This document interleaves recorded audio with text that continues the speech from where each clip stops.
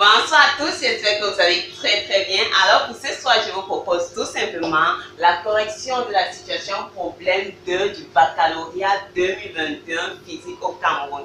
Alors c'est un exercice vachement intéressant, pas difficile, très intéressant, parce qu'on verra en fait comment est-ce qu'on peut quitter des expériences et parler de la qualité des instruments, des appareils, tout simplement, bien répondre à une question donnée. Mais pour aujourd'hui, pour éviter d'avoir une vidéo un peu trop longue, ou bien pour éviter de perdre le temps avec la lecture complète de l'exercice. Parce que comme on a dit, lorsque tu apprends un exercice de compétences, qu'est-ce que tu fais d'abord? Tu lis complètement ton exercice, ensuite tu reviens pas à pas, tu essaies de traduire la situation, bien ce qu'on t'a donné comme information. Donc pour la première partie, je vous propose tout simplement de mettre pause sur cette vidéo, d'aller en fait, j'ai fait un post et vous avez en fait l'exercice complet. Donc je vous propose d'abord de lire complètement l'exercice pour avoir une idée et on va directement passer à la correction. Alors vous pouvez tout simplement traiter l'exercice même avant de regarder la correction, ça sera encore bien plus intéressant et ça va vous aider à mieux comprendre. Alors sans plus tarder, on va tout simplement passer à la lecture et la traduction ainsi de suite. Alors on nous dit ceci, on nous dit qu'un vendeur de composants électriques reçoit très souvent les plaintes de ses clients sur la qualité des pièces et décide de vérifier les caractéristiques des pièces restantes dans le magasin. Il fait appel à sa fille Angéline, élève en classe de terminale C, pour l'aider à faire ce travail. Une fois au laboratoire de l'établissement, l'élève réalise les expériences suivantes. Alors, on nous a donné les composants disponibles dans le magasin. On a les résistors, voilà leur résistance, les bobines, les condensateurs. Donc, le but, c'est quoi? Le parent veut en fait que Angéline lui dise quel est le problème, quel est en fait l'appareil, quelle est la caractéristique qui cause le problème. N'oubliez pas que lorsque vous partez dans les commerces de façon générale, il y a des informations qu'on met souvent sur les appareils qui ne sont pas exactement les informations vraies. Donc, on peut fausser une information, on peut écrire 15 volts alors que ça transmet peut-être juste 10 ou 13. Donc, le but, c'est quoi? Si un client se plaint, ça veut dire qu'il y a un problème. Ça veut dire que la situation ici, c'est pour Angéline, ça sera en fait de retrouver où se trouve le problème. Maintenant, comment est-ce qu'elle procède? Elle procède par 4 expériences successives. Et regardez ici qu'on a 4 informations. On a la résistance du résistor, on a ceci, la petite résistance dans la bobine, on a son inductance et on a la capacité du condensateur. Ça veut tout simplement dire qu'elle doit vérifier si chacune des informations là est vraie. Donc, elle va tester chaque appareil de chaque type et voir si réellement l'instruction, par exemple, qui se trouve sur le résistor, c'est exactement en fait la résistance de ce résistor là. Maintenant, qu'est-ce qu'elle fait? On va commencer par les expériences.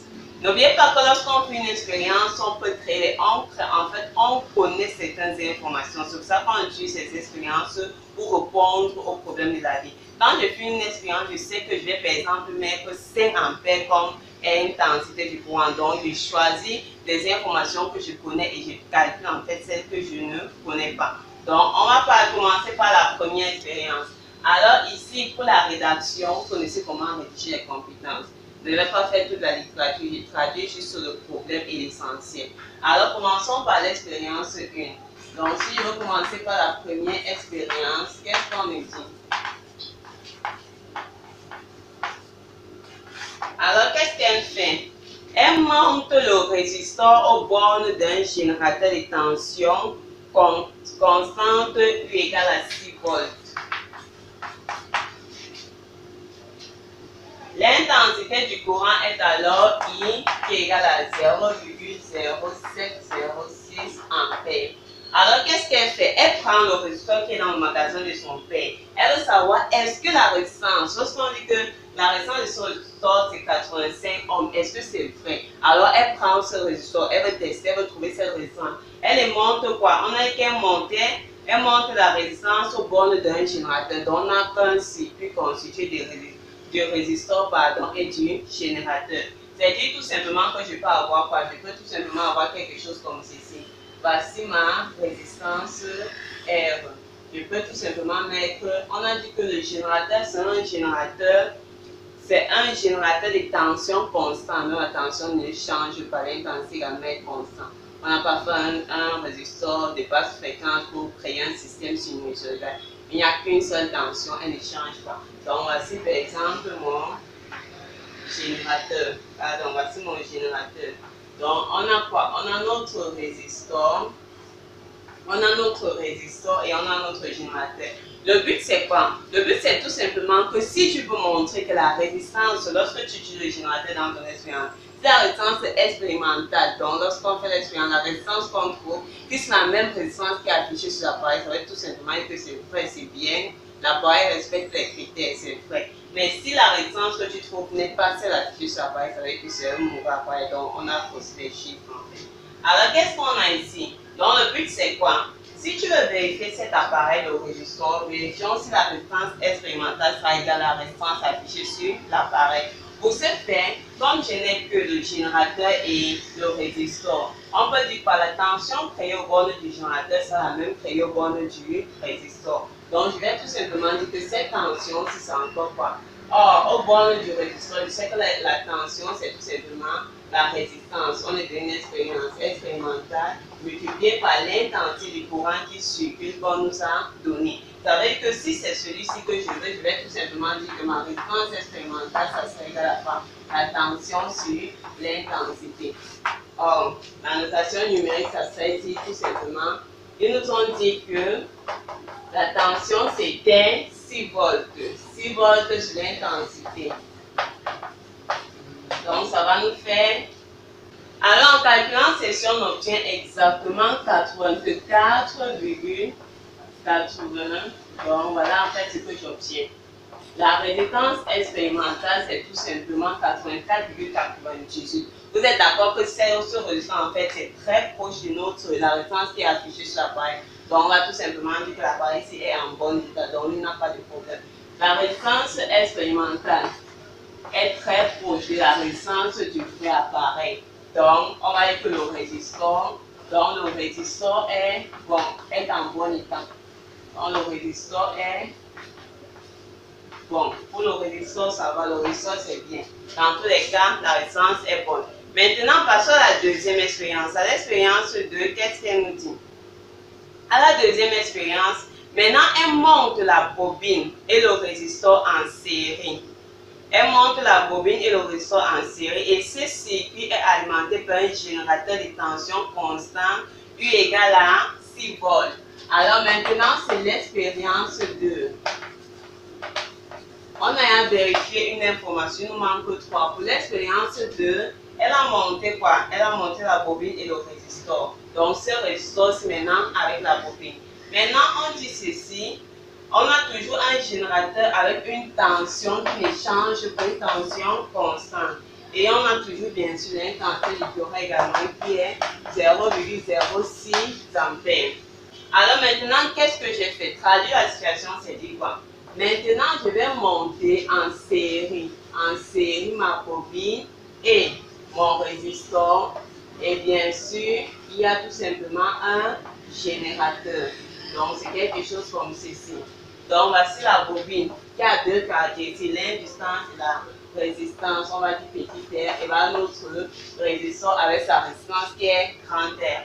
Maintenant, quand on montre ceci, maintenant ici, qu'est-ce qu'on sait? Je sais que la tension et le courant sont constants. Alors, je vais essayer de voir qu'est-ce que je peux vérifier. Si ici, je reçois 3 tensions. Si j'applique la loi des mailles, la loi des mailles me dit tout simplement que la tension au bord de notre générateur serait égale à la tension au bord de la bobine puis la tension au bord du résistor. Or, qu'est-ce que je sais? Je sais que la tension au bord du résistor, c'est la résistance R multipliée par l'intensité du courant. Donc ça, c'est expérimental. Nous sommes avec l'expérience. La résistance expérimentale multipliée par le courant là. Maintenant, la tension au bord de la bobine, lui, c'est quoi? C'est tout simplement la tension au bord de la petite résistance, ça serait quoi? Petite R expérimentale fois l'intensité et au bord de l'indultance, ça sera tout simplement L, la dérivée de I sur la dérivée par rapport au temps. Or, vous êtes bien d'accord avec moi que si je dis que l'intensité est constante, la dérivée du constant, c'est 0. Ça veut dire que tout ceci devient 0. 0 fois L, c'est 0. Donc, ceci, c'est tout simplement égal à ça. Donc, je viens dans la formule ici. Ce qu'on va pouvoir vérifier ici, c'est quoi? C'est tout simplement le petit R, si, la petite résistance, et on remet le R expérimental, et on remet le I. Alors, comme c'est celui-ci que je veux, je vais traverser celui-ci et faire descendre le I. On va dire que R expérimental sera tout simplement égal à U moins I sur l'intensité du courant. Donc, c'est tout simplement ceci. Donc, maintenant, avec la deuxième expérience, elles pourront en fait vérifier l'information C, la résistance de notre bobine.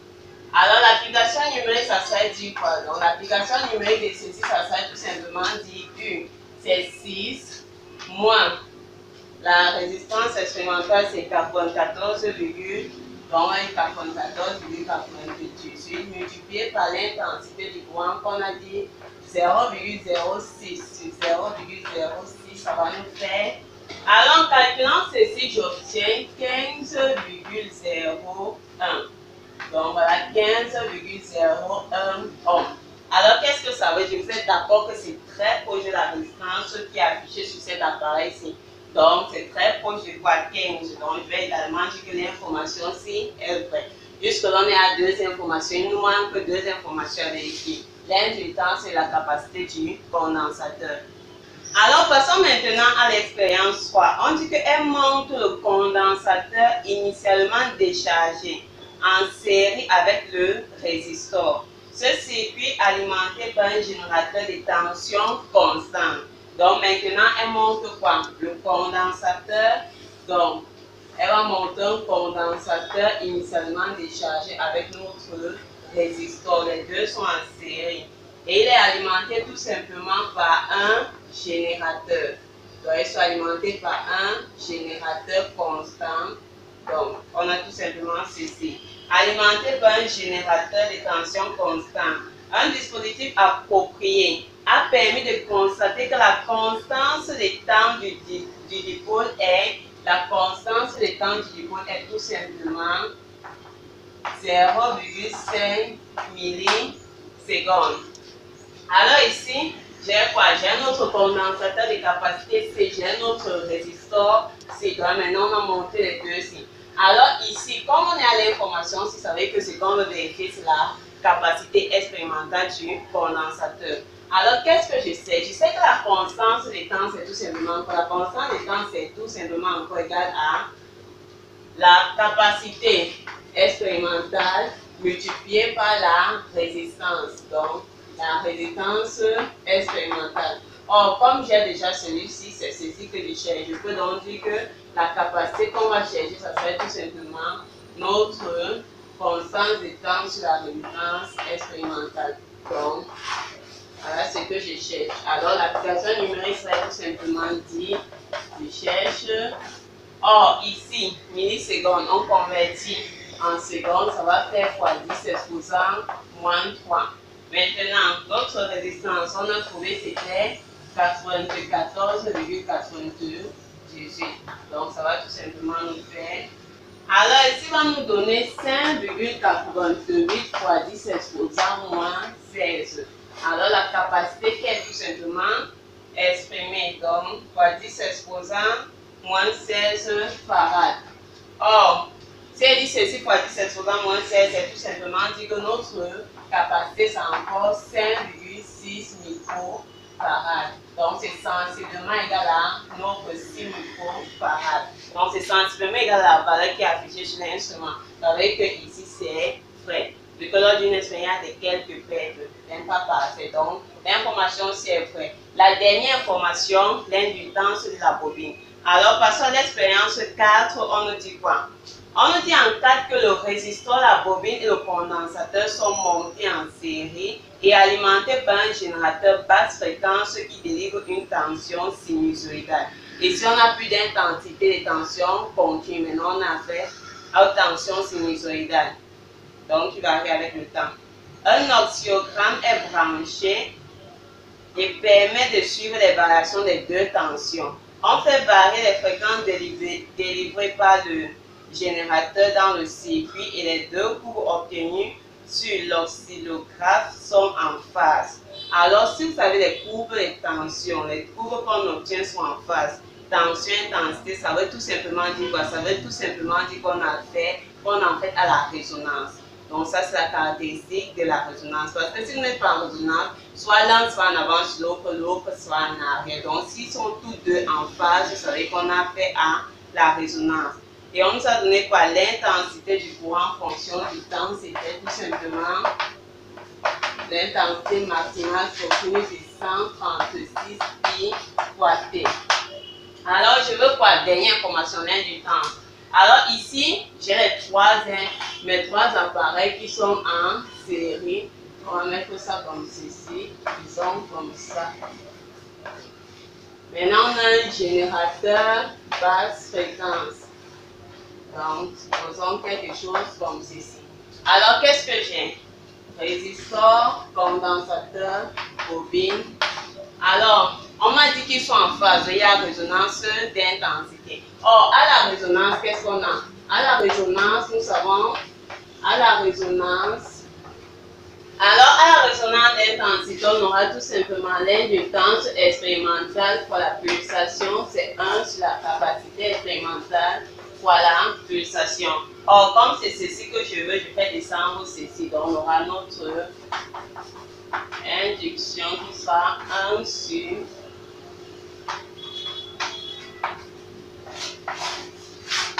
or, ceci on a déjà trouvé, donc voici ça ici. Et pour l'autre si on va tout simplement dire quoi? Ils nous ont dit que l'intensité c'est I max cosinus. On sait que la formule générale de l'intensité c'est quoi? Lorsqu'on dit souvent intensité fonction du temps, c'est tout simplement 1 U max cosinus d'oméga T plus phi.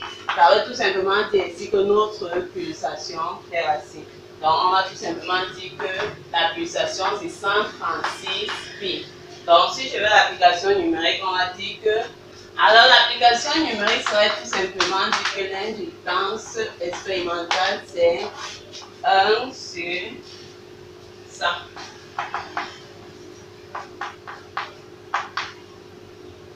Multiplié par la pulsation carré 136 pi 3,14 au carré. Alors, ceci va tout simplement nous donner 0,3093. Donc, 0,93 Henri. Or, on nous a dit que la bobine avait une indutance de 1,2 Henri. C'est extrêmement loin, c'est très loin de 1,2. Ça veut dire que ici, ce n'est pas bon.